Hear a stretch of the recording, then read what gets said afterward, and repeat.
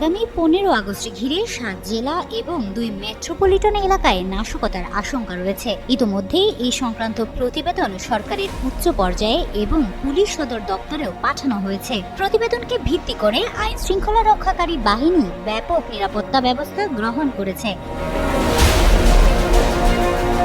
এরই অংশ হিসেবে বুধবার বিকালে পুলিশ সদর দপ্তরে বিশেষ সভা অনুষ্ঠিত হয়।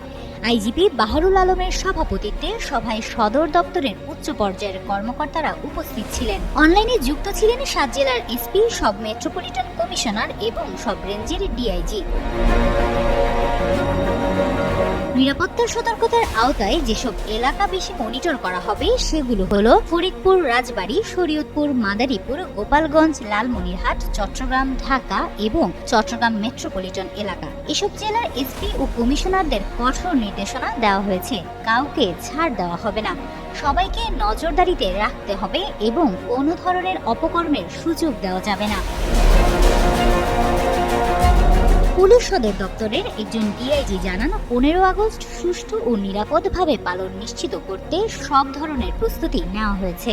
বিশেষভাবে গোপালগঞ্জ, ফরিদপুরের বৃহত্তর এলাকা, চট্টগ্রাম এবং লালমনিরহাটকে বেশি গুরুত্ব দেওয়া হয়েছে।